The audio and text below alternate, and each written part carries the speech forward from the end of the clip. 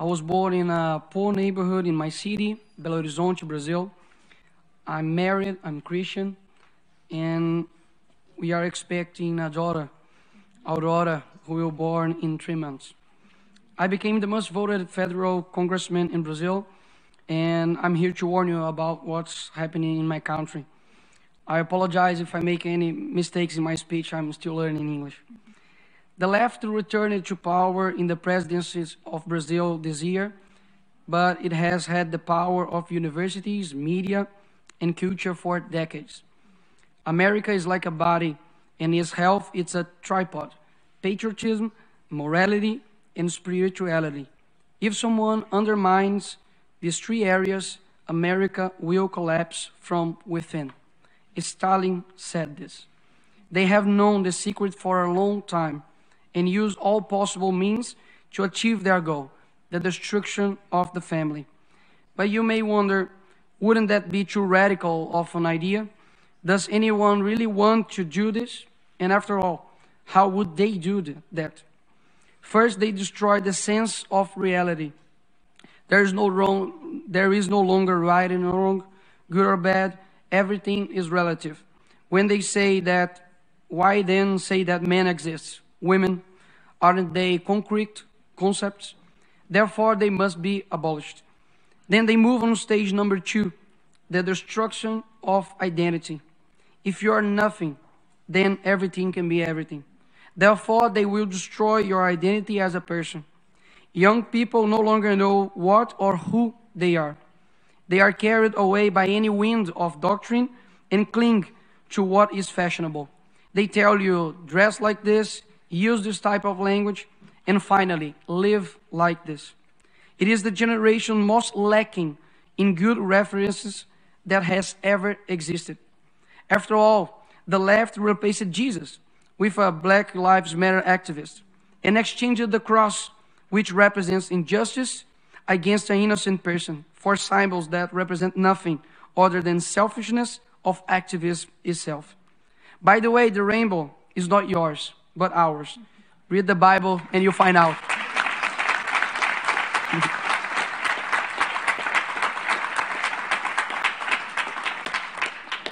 Also, beauty no longer exists. The focus is on shocking, whether in fashion, music, films, and TV series. The important thing is to sell a culture that delivers everything you want, except meaning of life. Slaves to their own will. A generation that cannot handle pain, confrontation, much less being told what is wrong. Who exchange their parents' advices for teachers who never carried them in their arms? Who commit the strange of the youth to actions that only serve those who are dominating them? They are too foolish to know that they are being used and who uses them. Like those who campaign for abortion, but ignore that 75 years ago, the Universal Declaration of Human Rights was published, which in its 3rd article states, everyone has the right to life. This is a 12-week-old baby. His or her heart is already beating. It has a fingerprint. There is no one in the world like this baby. When they find a bacteria on Mars, they call it life. But this child is just a clump of cells to them. To those who propagate death and help the largest silent genocidal movement, we will respond with a culture that recognizes the sacredness of life and encourages its acceptance. I renew my commitment of protecting the lives of children, both before and after birth. This is the first and most fundamental of rights. Without it, nothing else is possible. But it is not only tool they use to change our culture. Men who use it to lie about their ages, to go to war and fight for their country, but now lie about their biological sex to compete with women. How did we get to this point? Who is responsible for creating this generation? Where are the men and women with the courage to say they will not bow to tyranny?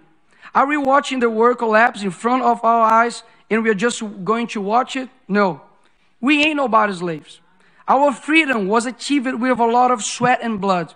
And it would be very naive to believe that it would be not with sweat and blood that we would maintain it. I come here to give a message to all who those still have hope in changing the world. The world will be a better place if there weren't so many people promising to improve it. It's a quote from philosopher Olavo de Carvalho, and that fits perfectly with Greta and Leonardo DiCaprio, for example, that supported our socialist president called Lula, a thief that should be in jail, and now we have Amazonia with the worst fire in 15 years, and they are just in silence and disappeared. Let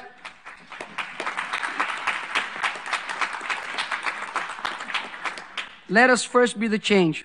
I know that the situation looks terrible and the conservatives tend towards private life, his work and his family. But if we don't rise up for public life, our private life will be and is in danger. To do this, we need to raise educators who will dictate new directions for UNESCO, for example. Education that teaches and not doctrinates. New judges who will honor the magisterium and deliver justice.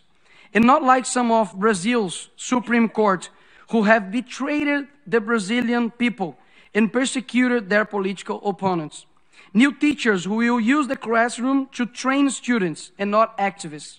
New artists, musicians, directors who will influence culture towards something other than just sex and promiscuity. New people who will transform this world. Know that if you are listening to me right now, I believe in your strength, in your ability to influence and change where you are. You start with your family, then your neighbor. Bring light to your neighborhood, and we will live better than we are now. We never know the extent of our influence, where our voice will reach. But I hope I have reached your heart, because I'm speaking from it. Love is the only thing that transcends time and space. So I hope this speech resonates across generations. To complete, I always say a phrase in Brazil. The present is theirs, but the future is ours. But I hope that one day I'll say, the present is ours, and so is the future. Thank you very much.